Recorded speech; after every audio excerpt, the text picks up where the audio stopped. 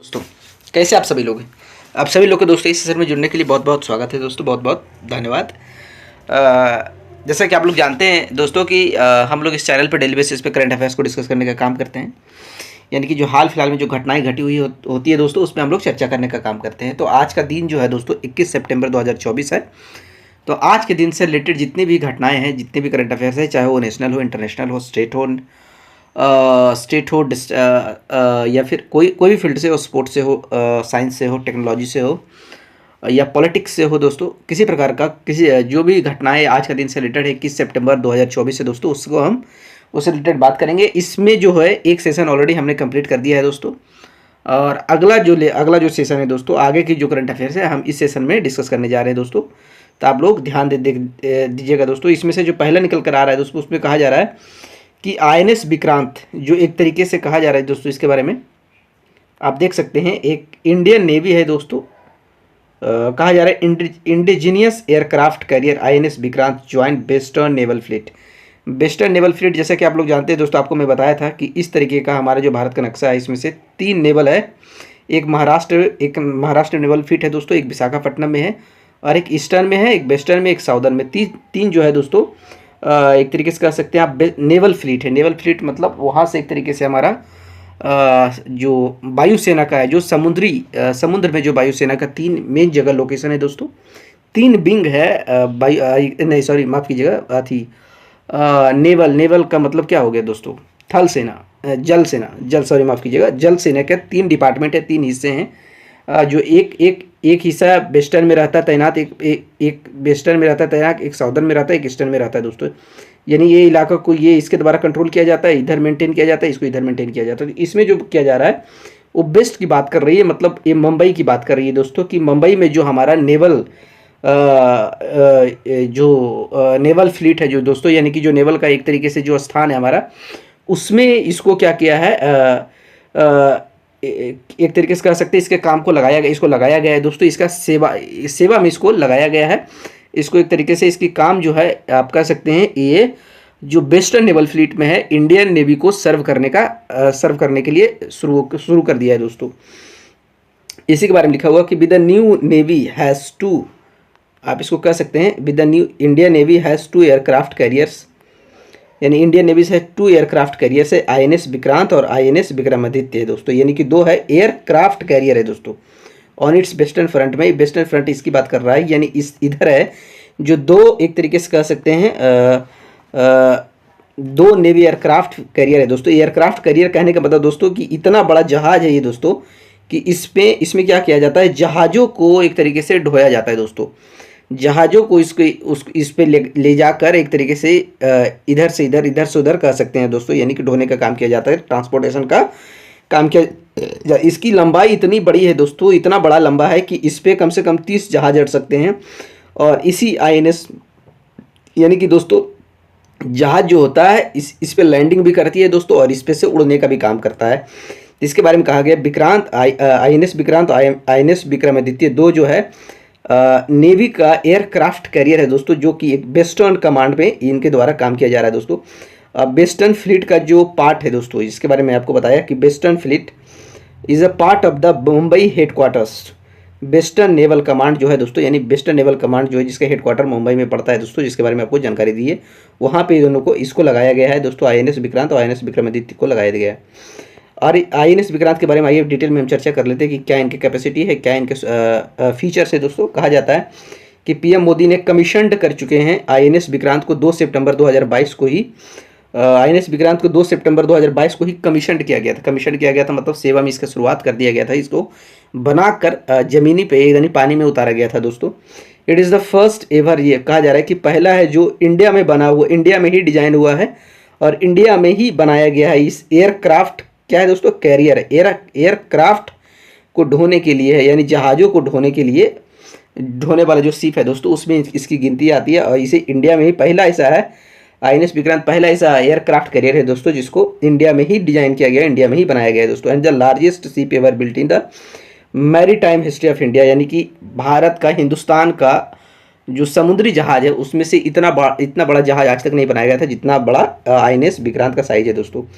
The ship has been designed in house in house मतलब India में ही बनाया design किया गया है by the Indian navy warship design bureau द्वारा इसे डिज़ाइन किया गया है दोस्तों।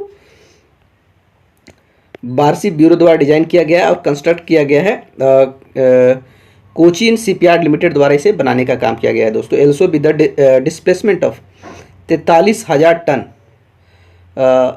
When fully loaded. कहा जाता है कि जब इसमें पूरी तरीके से इसका कैपेसिटी के अनुसार इसमें जैसे 30 एयरक्राफ्ट को इसको ढोने का इस पर कहीं भी रखकर ले जा सकता है, लेकर आ सकता है दोस्तों। इसकी कैपेसिटी अगर 30 जहाज़ के साथ आप इसको पानी में उतारेंगे तो 43,000 टन पानी को एक तरीके से एक बार डालने पर ये साइड कर सकता है दोस्तों। ऐसा इसके बारे में कहा जाता है दोस्तों, इसका ऐसी क्षमता है। आगे कहा जा रहा है दोस्तों कि नदी उत्सव 2024 को इनोग्रेट किया गया है दोस्तों, यानी इसको उद्घाटन किया गया, आप कह सकते हैं नदी उत्सव 2024 को इनोग्रेट किया गया है Indira Gandhi national centre for the arts, जिसको हम शॉर्ट में कह सकते हैं IGNCA, ऑन द 9 सितंबर इन दिल्ली, यानी 19 सितंबर को दिल्ली में इसको लॉन्च किया गया है दोस्तों। Celebrating the significance of Indian reverse, ये जो एक कह सकते हैं जो नदी उत्सव है दोस्तों, ये भारत में जो भी नदियाँ बहती है उसकी क्या इंपॉर्टेंस है, उसका क्या योगदान है इस देश में दोस्तों, इसका क्या कंट्रीब्यूशन है, उसके बारे में बताया जाने का प्रयास किया गया है दोस्तों। नदी उत्सव 2024 was inaugurated at the Indira Gandhi national centre for arts IGNCA, जो कि न्यू दिल्ली में पड़ता है दोस्तों।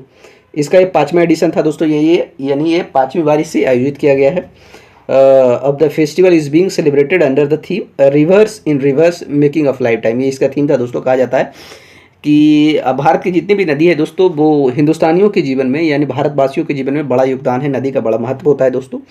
तो ये हमारी भी जिम्मेदारी बनती है, यानी कि जो यहाँ के जो आवासी है उसका भी एक तरीके से जिम्मेदारी बनता है दोस्तों कि नदी का भी ख्याल रखें। जिस तरीके का ह्यूमन लाइफ में नदी का कंट्रीब्यूशन है, उसी तरीके से ह्यूमन द्वारा नदी के लिए, नदी के फील्ड में यानी कि नदी के लाइफ में भी उनका कोई कंट्रीब्यूशन होना चाहिए। उसका मतलब कहने का मतलब हुआ उसको साफ रखने का प्रयास किया जाना, उसको संरक्षण करने का प्रयास किया जाना चाहिए, उसको पॉल्यूटेड नहीं किया जाना चाहिए दोस्तों। उसके बारे में सोचना चाहिए सरकार को, इसके बारे में कहा गया है दोस्तों। इसी के लिए एक तरीके से कह सकते हैं नदी उत्सव 2024 मनाने का काम किया गया कि इसका पॉल्यूशन आर का जो है उसमें कम किया जाए, उस सारी चीज़ों के बारे में ख्याल रखा जाए दोस्तों। कहा जाता है कंसबाती रिवर, कंसबाती रिवर जिसे कहा जाता है कसाई, कसाई के नाम से भी जाना जाता है और कोशी के नाम से भी जाना जाता है दोस्तों। राजेश फ्रॉम द छोटा नागपुर प्लेटू से निकलता है और वेस्ट बंगाल में ये गिरने का काम करता है दोस्तों। अगला क्या कह रहा है, अगला करंट अफेयर्स के रूप में आप देख सकते हैं। इसमें कहा जा रहा है कि इंटरनेशनल वास कॉन्फ्रेंस हुआ है दोस्तों 2024 में, जो कि 8वां इंडिया वाटर वीक के उपलक्ष्य में हुआ, जो उसके बारे में बात करता है दोस्तों। यानी कि हाल फिलहाल में आपने देखा होगा 2-3 दिन पहले दोस्तों इंडियन वाटर वीक हुआ था, जिसमें हम लोग वाटर को संरक्षण, उसका फिर वाटर का जो अंडरग्राउंड लेवल दिन पर दिन घटता जा रहा है दोस्तों, उसको मेंटेन करने का काम किया जाता था। मेंटेन करने की बात कही गई थी और वाटर को कंजर्व करने का बात कहा गया था। उसकी इंपॉर्टेंस को लोगों को एक तरीके से समझने का प्रयास किया गया था दोस्तों। कहा गया था इस तरीके का अवेयरनेस फैलाने का काम किया गया था। उसी से रिलेटेड कह सकते हैं इस तरीके का आज भी आज के डेट में जो ये जो घटनाएं घट रही है, उद्घाटन हो रहा है दोस्तों, उसी से रिलेटेड भी है इंटरनेशनल वास कॉन्फ्रेंस जो हुआ 2024 में, जिसका इंडिया का 8वां वाटर वीक हुआ, उसी के उपलक्ष्य में इसे भी कराया गया दोस्तों। इसके अंदर क्या हुआ क्या, organised by department of drinking water and sanitation, ministry of Jal Shakti द्वारा, दो है, ministry of Jal Shakti and department of drinking water and sanitation द्वारा इसे ऑर्गेनाइज किया गया है। इसमें बताया गया है दोस्तों, इस कॉन्फ्रेंस में वाटर, सैनिटेशन और हाइजीन के बारे में बात किया गया है कि इंसान को हाइजीनिक होना चाहिए, सैनिटाइज्ड होना चाहिए, और वाटर का क्या महत्व है, कैसे इस्तेमाल किया जाना चाहिए, वाटर को कैसे प्रोटेक्ट किया जाना चाहिए, कैसे कंजर्व किया जाना चाहिए, हाइजीन का क्या इंपॉर्टेंस है, ताकि लोगों का स्वास्थ्य अच्छा बना रहे दोस्तों, लोगों की ज़िंदगी अच्छी हो, इसके बारे में जागरूकता फैलाने का काम किया गया है। कॉन्फ्रेंस का मतलब ये हुआ 17 to 19 सितंबर 2024, यानी 2 दिनों के बीच में ये न्यू दिल्ली में आयोजन किया गया था। इसका थीम था सस्टेनिंग रूरल वाटर सप्लाई, यानी कि जो रूरल ग्रामीण जो इलाकों में जो वाटर सप्लाई होता है दोस्तों, उसको एक तरीके से बेहतर बनाने का प्रयास करना है। इसका एम्ड एट एड्रेसिंग ग्लोबल बास चैलेंज विथ बास चैलेंज की यहाँ बात की जा रही है। तो बास चैलेंज का मतलब हो गया दोस्तों वाटर, सैनिटेशन एंड हाइजीन। इसका एम था कि एक तरीके से दुनिया में भी इसको एड्रेस करने का काम करना है, यानी ग्लोबल लेवल पर इसको बढ़ाने का प्रयास करना है दोस्तों, with A special focus on achieving sustainable development goal 6, जिससे कि जो यूनाइटेड नेशन का जो सस्टेनेबल डेवलपमेंट गोल है दोस्तों, जो 6ठा है, उसे अचीव किया जा सके, जिसमें कहा गया है कि हर एक इंसान को दुनिया का हर एक इंसान को एक ड्रिंकेबल और एक अच्छी पानी का एक्सेस होना बहुत ज़रूरी है। लोगों के पास, हर लोगों के पास एक अच्छी वाटर की सुविधा होनी चाहिए, एक ड्रिंकेबल वाटर की सुविधा होनी चाहिए दोस्तों। ये सस्टेनेबल डेवलपमेंट गोल 6 के बारे में कहा गया। उसी को पूरा करने के उपलक्ष्य में ये सारी चीज़ें, योजनाएं, जो कॉन्फ्रेंसेस हो रही है दोस्तों इस देश में किया जा रहा है। अगला क्या है, इस पर भी एक नज़र डालते हैं, जिसमें कहा जा रहा है कि NTPC Kayamkulam to pioneer methanol based power generation in India. एक कंपनी है दोस्तों जिसका नाम है एनटीपीसी कायाकुलम दोस्तों। इनके द्वारा क्या किया जा रहा है कि भारत में पहली बार मेथानॉल के बेसिस पे दोस्तों इलेक्ट्रिसिटी को जनरेट करने का काम किया जाएगा। यानी कि मेथानॉल पहली बार देश में होगा। ऐसा कोई इसके पहले कोई ऐसा इंडस्ट्री नहीं है जो मेथानॉल के बेसिस पे इलेक्ट्रिसिटी को जनरेट करता है। यूरेनियम के बेसिस पे होता है दोस्तों, और कई तरीके होते हैं, कोयल के बेसिस पे होता है, बटर के बेसिस पे होता है, लेकिन मेथानॉल के बेसिस पे नहीं होता है दोस्तों। तो उसी के बारे में कहा गया कि मेथानॉल एक गैस है जिसके बेसिस पे एक तरीके से कह सकते हैं इलेक्ट्रिसिटी को जनरेट किया जा सकता है। और मेथानॉल को क्रिएट करने का बहुत आसान तरीका है दोस्तों। मेथानॉल हमारा जो होता है, जो गोबर होता है या फिर जो फसल होता है, जो सड़ा गला होता है दोस्तों, जिससे हम एक तरीके से ऑर्गेनिक फर्टिलाइजर्स बनाते हैं, उसमें मेथानॉल गैस का उत्सर्जन होता है दोस्तों, उसमें क्रिएशन होता है। तो हम मेथानॉल गैस आसानी से क्रिएट कर सकते हैं, क्योंकि हमारा देश जो होता है दोस्तों कृषि प्रधान देश है। हमारे देश में गोबर, गोईठा, इस तरीके का जो फसल, सड़ा गला फसल, या फिर जो ऑर्गेनिक यानी कि जो नेचुरल सबस्टांसेस से जो हम क्या कर सकते हैं, इसको क्रिएट कर सकते हैं दोस्तों। तो उसी के बारे में कहा गया कि मेथानॉल बेस्ड पे पहली बार इंडिया में कोई ऐसा इंडस्ट्री पावर प्लांट बनाया जाएगा जिसपे इलेक्ट्रिसिटी को जनरेट करने का काम किया जाएगा दोस्तों। इसके बारे में कहा गया है। और कहा जा रहा है कि वेल secures order for demonstration of the first of its kind methanol firing in gas turbine at Kayamkulam CCPP। यानी वेल के साथ मिलकर एक काम किया जाएगा दोस्तों, जिसके बारे में आप देख सकते हैं, पिक्चर में आप देख सकते हैं। क्या है एनटीपीसी, क्या है दोस्तों, आइए इसके बारे में भी जानते हैं। जिसके द्वारा कहा जा रहा है Rajiv Gandhi combined cycle power project, जिसको हम एनटीपीसी कायाकुलम के नाम से जानते हैं, क्या किया गया, इससे to launch a pilot project to generate electricity using methanol का इस्तेमाल करके दोस्तों इलेक्ट्रिसिटी का इस्तेमाल किया जाएगा। Marking a first of its kind initiative in India, यानी कि ऐसा पहली बार इस देश में हो रहा है दोस्तों। एनटीपीसी है, जिसको कहते हैं Rajiv Gandhi combined cycle power project दोस्तों, रिसेंटली साइंड किया है एक मेमोरेंडम ऑफ अंडरस्टैंडिंग साइन किया गया with the Bharat heavy electrical limited, जिसके बारे में मैंने आपको बताया कि भेल के साथ मिलकर एनटीपीसी इस काम को अंजाम दे रहा है दोस्तों, to demonstrate methanol firing in the plants existing gas turbine system. Methanol, अब जान लेते हैं कि मेथानॉल का स्वभाव क्या होता है दोस्तों। मेथानॉल क्या होता है, मेथानॉल का कहा जा रहा है एक क्लीन बर्निंग फ्यूल है दोस्तों। ये क्लीन बर्निंग फ्यूल कहने का मतलब हुआ कि ये कुछ छोड़ता नहीं है।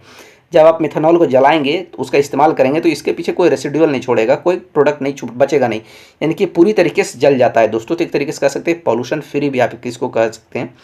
Date produce fuel harmful fewer harmful emission than traditional fuels, कहा जाता है जो हम पिछले जो हमारे पूर्वजों द्वारा, यानी कि जो हमारे जो ट्रेडिशनल तरीके हैं जिससे हम इलेक्ट्रिसिटी को जनरेट करते हैं, फ्यूल का इस्तेमाल करके करते हैं, कोयला का करते हैं, पेट्रोलियम का, कोयला का इस्तेमाल किया जाता है। इस तरीके का जो इलेक्ट्रिसिटी जनरेट किया जाता है पुराने तरीक़ों से दोस्तों, उससे एक तरीके से कहा जा सकता है कि ये एक नेचर फ्रेंडली है, इन्वायरमेंट फ्रेंडली है दोस्तों। इससे पॉल्यूशन ज़्यादा नहीं होता है, इन नेचर को ज़्यादा प्रभावित नहीं करता निगेटिवली दोस्तों। इसमें कहा जा रहा है कि जो पहला फेज़ होगा टेस्ट जो फायरिंग, इसके बारे में कहा जा रहा है, जिसके मैंने यहाँ भी बताया कि पहला जो इसका फेज़ है वेल के साथ मिलकर एनटीपीसी टेस्ट फायरिंग को क्रिएट करने का काम करेगा। Bill last for a year, यानी 1 साल में कंप्लीट हो जाएगा दोस्तों इसका पहला phase. If successful methanol uses have reduce power generation cost, support a circular carbon economy and lower emission, कहा जा रहा है कि एक तरीके से जो इलेक्ट्रिसिटी जनरेट करने का जो हमारा कॉस्ट बनता है दोस्तों उसको भी कम कर देगा ये, और एक carbon economy, circular carbon economy maintain करेगा, जिसमें एक तरीके से कहा जा सकता है कि कार्बन का जो इमिशन होगा वो कम से कम देखा जाएगा दोस्तों। आइए ये देख सकते हैं मेथानॉल का ये फार्मूला होता है दोस्तों, जिसको हम बोलते हैं CH3OH। इसे क्या कहा जाता है, मेथानॉल एक लाइट होता है दोस्तों, वोलाटाइल होता है कि मतलब ये उड़ जाता है। वोलाटाइल मतलब ये उड़ सकता है, जल्दी चल सकता है। वोलाटाइल का मतलब बहुत हल्का होता है, उड़ जाएगा ये। लाइट होता है, वोलाटाइल होता है, कलरलेस होता है, इसका कोई कलर नहीं होता, फ्लेमेबल लिक्विड होता है। ये ऐसा लिक्विड होता है जिसे आग बहुत जल्दी से लग सकता है इसमें दोस्तों। With a distinct alcoholic odour similar to that of ethanol but is more acutely toxic. जिस प्रकार से इथेनॉल जो होता है, इथेनॉल जो हमारा जो अल्कोहल बनाने के लिए इस्तेमाल किया जाता है दोस्तों, यानी इथेनॉल जिसे हम अल्कोहल में डालते हैं। अल्कोहल भी इसी तरीके का हल्का और बिल्कुल वोलेटाइल होता है, कलरलेस होता है, फ्लेमेबल होता है दोस्तों, उसमें भी आग लग जाता है। आप शराब में देखिएगा, शराब से आग लग जाएगा दोस्तों, वो भी।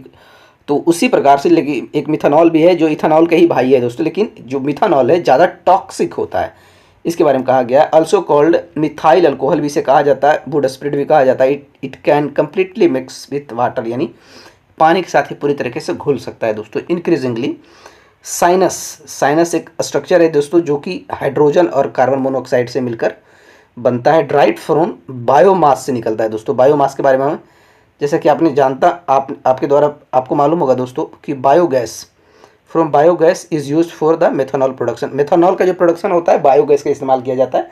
बायोगैस में हम वैसे चीज़ों को इस्तेमाल करते हैं दोस्तों जैसे कि जो खेती से बची हुई चीज़ें हैं, यानी कि जब एक किसान के पास जो भी एक तरीके से जो बेस्ट चीज़ होता है दोस्तों, यानी कि जो एग्रीकल्चर बेस्ड होता है, उसका इस्तेमाल करके हम बायोगैस बनाते हैं दोस्तों। और बायोगैस से मेथनॉल का क्रिएशन होता है, जनरेशन होता है दोस्तों, जिसमें कि कहा जा रहा है कि इंक्रीजिंगली सैन गैस देखने को मिलता है, जो कि हाइड्रोजन और कार्बन मोनोऑक्साइड का भी मिक्सचर होता है, जो कि एक तरीके से मिथेनॉल के साथ ही प्रोड्यूस होता है दोस्तों।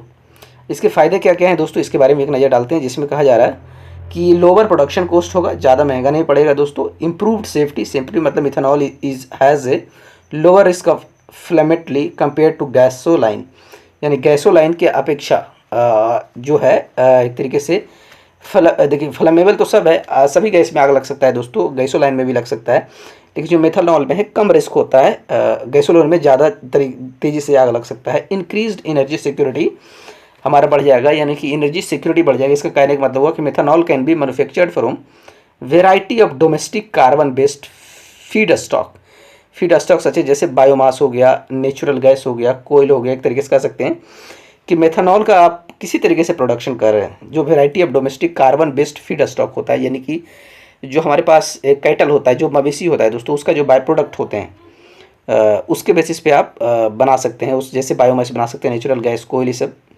किसी भी आप तरीके से आप मेथनॉल को क्रिएट कर सकते हैं दोस्तों। इसका यूज़ क्या है, यूज़ टू मेक केमिकल्स बनाने के लिए इस्तेमाल कर सकते हैं। Remove water from automotive and aviation fuel and as a solvent for paints, और प्लास्टिक में भी सॉल्वेंट की तरह इस्तेमाल कर सकते हैं। As an ingredient in wide variety of product में भी इंग्रेडिएंट की तरह भी इसका इस्तेमाल, इसका यूज़ बहुत सारा है दोस्तों।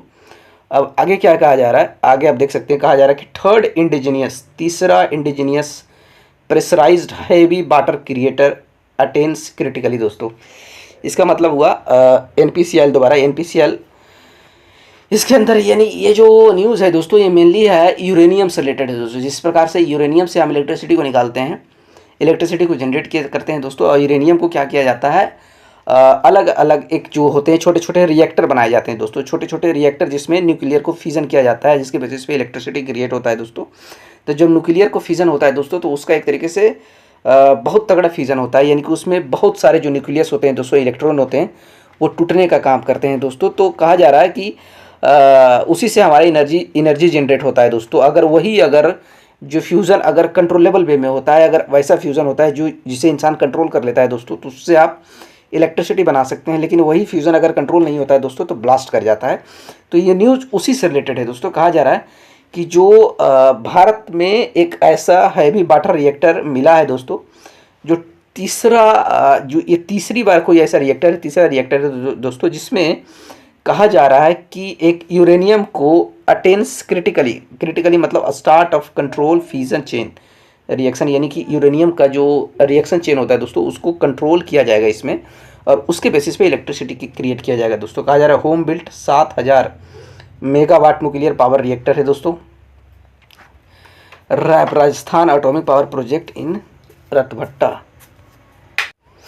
रावट भट्टा में इसको इंस्टॉल किया गया है। कहाँ पड़ता है, राजस्थान एटॉमिक पावर प्रोजेक्ट, जो कि है रावत, जिसको हम रैप के नाम से भी जानते हैं, जो कि रावट भट्टा में यूनिट 7 जो unit 7 has achieved critically start of control fusion chain reaction is expected to start commercial electric generation later in this year. कहा जा रहा है कि इस तरीके का जिस तरीके मतलब जो यूनिट 7 में दोस्तों ये जो क्रिटिकली अचीव किया गया है, यानी इसमें कि जो है कि न्यूक्लियर के जो फिजन होंगे दोस्तों उसको कंट्रोल किया जाएगा दोस्तों। ये राजस्थान एटॉमिक पावर प्रोजेक्ट जो रवत भट्टा में पाया जाता है दोस्तों। जो यूनिट 7 में ये इसे अचीव किया गया है, इसे बनाने का प्रयास किया गया है। अब कहा जा रहा है कि इस साल के लास्ट से दोस्तों इसको कमर्शियली, यानी कि एक तरीके कमर्शियल बेसिस पे एक इलेक्ट्रिसिटी को बेचने का प्रयास किया जाएगा, इलेक्ट्रिसिटी को डिस्ट्रीब्यूट करने का प्रयास किया जाएगा दोस्तों। इसके पहले 2 और भी थे दोस्तों जो 700 मेगावाट PHWR जो स्टार्टेड किया था commercially operation at Kakrapar atomic power station इन गुजरात में दोस्तों। गुजरात में भी 2 पावर स्टेशन के द्वारा इस तरीके का काम किया गया है दोस्तों, जिसमें से इलेक्ट्रिसिटी जनरेट करने का काम किया जाता है। अब जानते हैं NPCIL क्या होता है, इस पर भी एक नज़र डालने का प्रयास करते हैं, इसको समझते हैं क्या है। इसमें कहा जा रहा है NPCIL जिसको कहा जाता है nuclear power corporation of India limited दोस्तों, जिसके अंदर सारे जो होते हैं न्यूक्लियर पावर प्लांट को कंट्रोल किया जाता है। करंटली 24 रिएक्टर पूरे देश में कहा जा रहा है दोस्तों। ये न्यूक्लियर पावर प्लांट की नहीं बल्कि एक न्यूक्लियर पावर प्लांट पे कई रिएक्टर हो सकते हैं दोस्तों। तो उसके बारे में कहा जा रहा है कि NPCIL जिसे हम nuclear power corporation of India limited कहते हैं, पूरे देश में 24 रिएक्टर ऑपरेट किया जाता है दोस्तों, with a total capacity of 8180 megawatt energy को ये जनरेट करने का काम करता है, जिसमें पूरे 8 यूनिट है दोस्तों। यानी 8 यूनिट कहने का मतलब 8 हमारे पास पूरे देश में दोस्तों 8 न्यूक्लियर पावर प्लांट है, जिसमें 24 रिएक्टर हैं दोस्तों, जिसके बेसिस पे 8180 मेगावाट का एनर्जी जनरेट होता है दोस्तों। जिसमें एक रैप 7 की बात किया जा रहा था, जिसके बारे में हमने अभी ऊपर में बताया कि उसमें एक तरीके से कंट्रोल उसमें तीसरी बार क्या किया गया है कि उसके फ्यूजन को कंट्रोल करने का प्रयास किया गया, उसमें सफल हो गया है, जिसके बेसिस पे आप इलेक्ट्रिसिटी कमर्शियल बेसिस पे उसको डिस्ट्रीब्यूट करने का काम करेगा दोस्तों। जिसमें कि कहा जा रहा है अभी थे 6800 मेगावाट एनर्जी इस कंस्ट्रक्शन से जनरेट होगा दोस्तों। इन एडिशन इसके अलावा 10 और रिएक्टर्स हैं दोस्तों इस देश में, with a total capacity of 7000 megawatt electricity are in the pre project phase में है और expected to be completed progressively.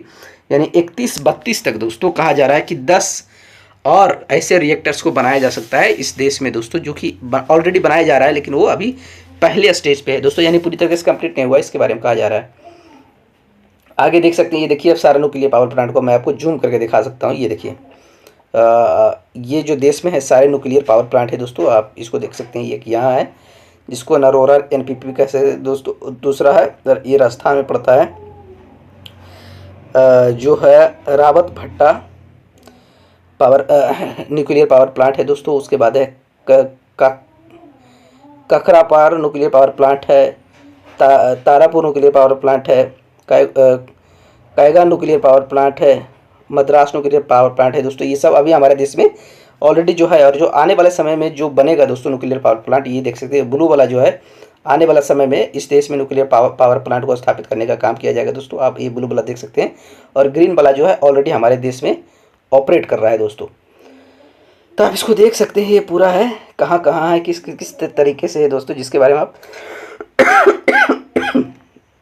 Image में आप देख सकते हैं। एक करके आप इसको चाहें तो आप पढ़ भी सकते हैं, इसके बारे में डिटेल भी दिया गया है हर एक का दोस्तों। ये आप पे छोड़ते हैं, आप इसको समझ सकते हैं, खुद से मेहनत कर सकते हैं इतना दोस्तों। आगे चलिए, आगे क्या कहा जा रहा है। न्यूक्लियर पावर प्लांट, इसके बारे में भी मैं आपको डिटेल में ऑलरेडी बता चुका हूँ। ये देख लीजिए, ये पूरा का नाम मैं इसको डिटेल में दे दिया हूँ दोस्तों, और पूरी कैपेसिटी के साथ ऑपरेटर भी दे दिया हूँ कि काकरा पर एटॉमिक पावर स्टेशन 1993 में शुरुआत किया गया था गुजरात में, जो कि किया गया था। NPCIL कंट्रोल करता है, 440 का कैपेसिटी है दोस्तों मेगावाट का। कलक्काकम मद्रास एटॉमिक पावर जो तमिलनाडु में पड़ता है, नरोरा एटॉमिक पावर स्टेशन जो उत्तर प्रदेश में पड़ता है, कायगा न्यूक्लियर पावर प्लांट जो कर्नाटका में पड़ता है, राजस्थान एटॉमिक पावर स्टेशन जो राजस्थान में पड़ता है, तारापुर एटॉमिक पावर स्टेशन जो महाराष्ट्र में पड़ता है, कूडंकुलम न्यूक्लियर पावर प्लांट जो तमिलनाडु में पड़ता है दोस्तों। उम्मीद करते हैं आप सभी को चीज़ें अच्छी समझ में आ गई दोस्तों। उसके अलावा जो अगला जो न्यूज़ है दोस्तों, अगला जो करंट अफेयर्स है, उसमें कहा जा रहा है, ये आप एक शख्स को देख सकते हैं, इनका नाम है दोस्तों मौका विजय नाम है इसका दोस्तों, इनका मौका विजय नाम है। इनके द्वारा एक कीर्तिमान का मतलब एक काम किया गया है दोस्तों। इन्होंने क्या किया है दोस्तों कि अनाज का इस्तेमाल करके दोस्तों लगभग 50 पेंटिंग बनाने का काम किया, यानी कि अनाज के बेसिस पे चावल या दान या गेहूँ, इसके अनाज का इस्तेमाल करके 50 पेंटिंग्स को इनके द्वारा बनाया गया है दोस्तों। वो भी 50 पेंटिंग जो है दोस्तों फेमस पर्सनालिटी का 50 जो फेमस पर्सनालिटी का पेंटिंग बनाया गया है, जो मिलेट्स का इस्तेमाल करके बनाए हैं, अनाज का इस्तेमाल करके बनाए गए हैं दोस्तों। कहा जा रहा है विशाखापट्टनम आर्टिस्ट, ये मेनली जो है विशाखापट्टनम के रहने वाले हैं, जिनका नाम है मोका विजय है दोस्तों। इन्होंने इनका जो रिकॉर्ड है दोस्तों, इन्होंने रिकॉर्ड करने का काम किया है दोस्तों मिलेट आर्ट्स का, यानी अनाज का इस्तेमाल करके किसी किसी प्रकार का आर्ट बनाया है, यानी पेंटिंग बनाया है, जो इंडिया बुक रिकॉर्ड में दर्ज किया गया है दोस्तों। गिनीज बुक रिकॉर्ड में नहीं, बल्कि इंडिया बुक रिकॉर्ड में इनका नाम दर्ज हुआ है दोस्तों। इसके बारे में ये न्यूज़ था। आगे देख सकते हैं एक वेब सीरीज है दोस्तों, जिसके बारे में कहा जा रहा है, ये आप देख सकते हैं, नाइट मैनेजर।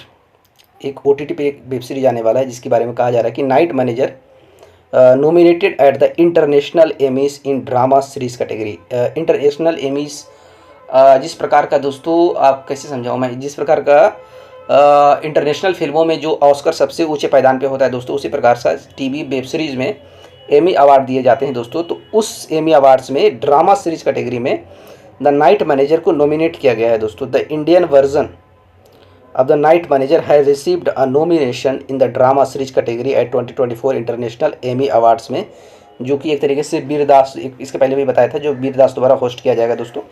2024 में इसे नॉमिनेट किया गया है दोस्तों। It is the only entry from India across 14 categories at the nomination, यानी कि नॉमिनेशन का 14 कैटेगरी में से सिर्फ इसे सेलेक्ट किया गया है दोस्तों। The international Emmys to be held in New York में, यानी कि 5 नवंबर को न्यूयॉर्क में इसको एक तरीके से हेल्ड किया जाएगा, यानी कि इसको ये जो हमारा क्या कर सकते हैं, एमी इंटरनेशनल जो एमी जो अवार्ड दिया जाएगा दोस्तों, 25 नवंबर को न्यूयॉर्क में आयोजित किया जाएगा। Will be hosted by Indian comedian Vir Das द्वारा, जिसे होस्ट करने का काम किया जाएगा दोस्तों। अगला क्या है दोस्तों, अगला जो न्यूज़ है वो इंटरनेशनल न्यूज़ है, और ये तूफान से रिलेटेड है दोस्तों। कहा जा रहा है संघाई को हिट किया गया है टाइफून, एक तूफान है दोस्तों, जिसका साइक्लोन क्या ट्रॉपिकल साइक्लोन है दोस्तों, जिसका नाम पुलसान है, वो संघाई में देखा गया है दोस्तों। यानी कि पुलसान नाम का एक फिर से आप कह सकते हैं कि एक साइक्लोन है, ट्रॉपिकल साइक्लोन से मतलब आंधी है, समुद्री तूफान है दोस्तों, जिससे संघाई फिर से प्रभावित हुआ है दोस्तों। Shanghai was battered by typhoon Pulasan just after day, यानी कि इसके पहले अभी बेविनिका नाम का एक तूफान आया था, समुद्री तूफान आया था दोस्तों संघाई में।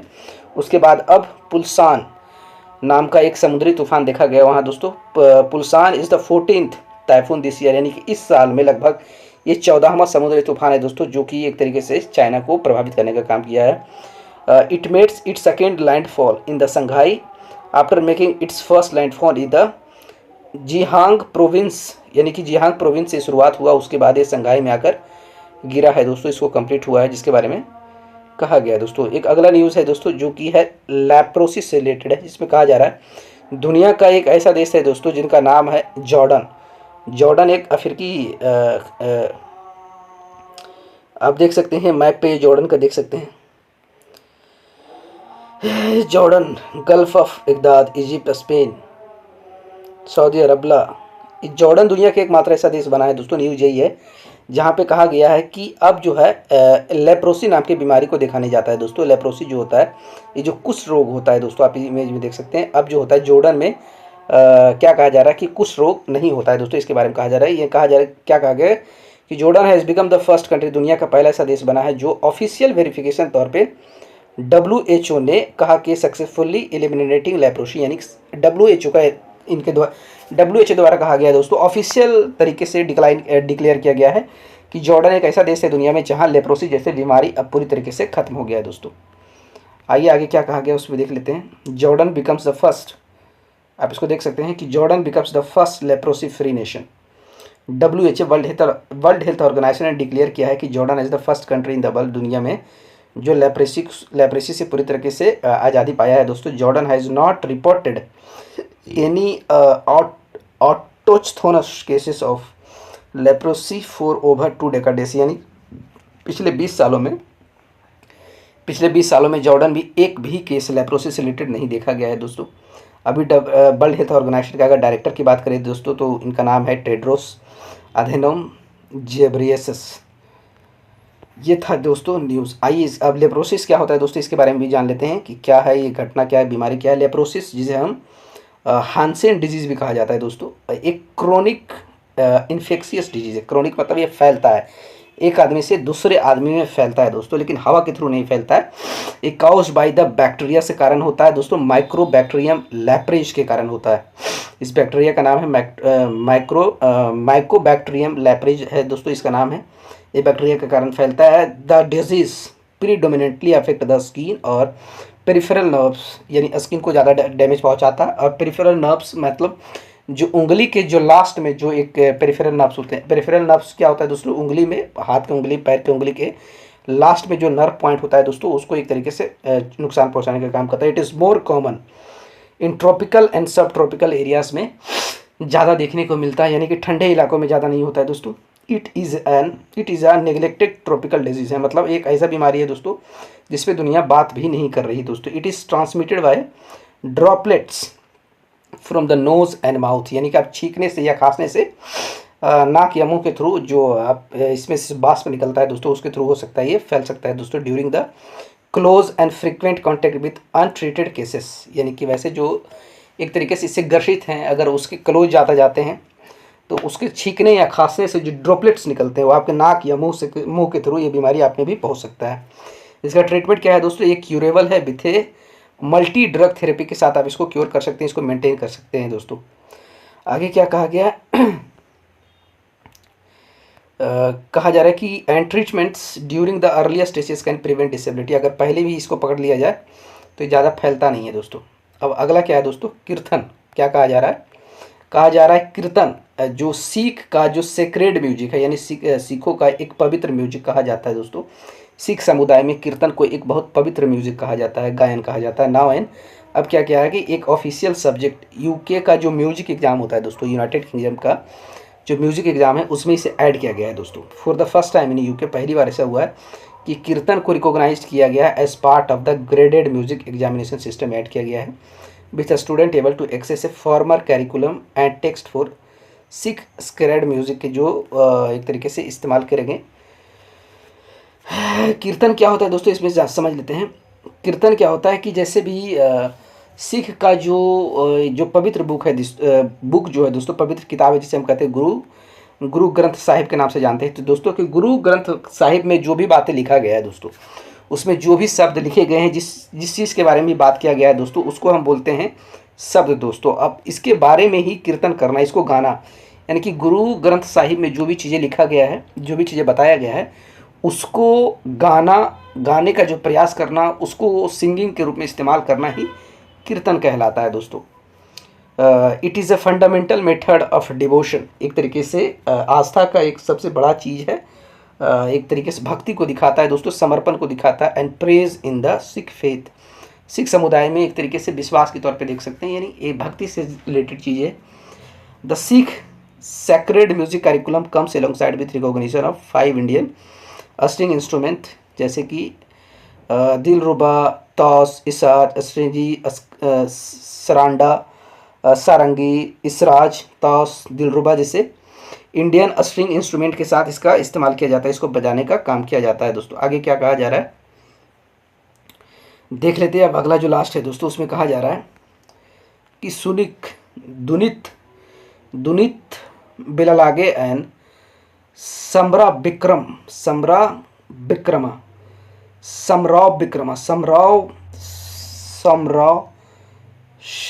Vikrama named ICC players of the month for the August 2024 के लिए प्लेयर ऑफ द मंथ दोनों को चुनने का काम किया गया है। दोनों है क्रिकेट से रिलेटेड, एक महिला क्रिकेट टीम की है, एक पुरुष क्रिकेट टीम का है दोस्तों। यही आज का सेशन यही समाप्त हो जाता है दोस्तों। उम्मीद करते हैं आप सभी को चीज़ें अच्छी लगी होगी, अच्छा समझ में आया होगा, पूरी चीज़ें डिटेल में पता चल गई होगी दोस्तों। बाकी ये रिवीजन क्वेश्चन है दोस्तों, तो रिवीजन क्वेश्चन को हम इसको डिस्कस नहीं करेंगे। तब तक आप अपना ख्याल रख सकते हैं हमारे जुड़ने के लिए दोस्तों। इसी तरीके से अगर आप करंट अफेयर्स को पढ़ना चाहते हैं तो इस सेशन से आप चैनल से जुड़ सकते हैं, इस पर बात कर सकते हैं दोस्तों। ये डेली बेसिस पे इसी तरीके का जो डेली बेसिस पे जो घटनाएं होती है दोस्तों, उसके बारे में आपको बताया जाएगा।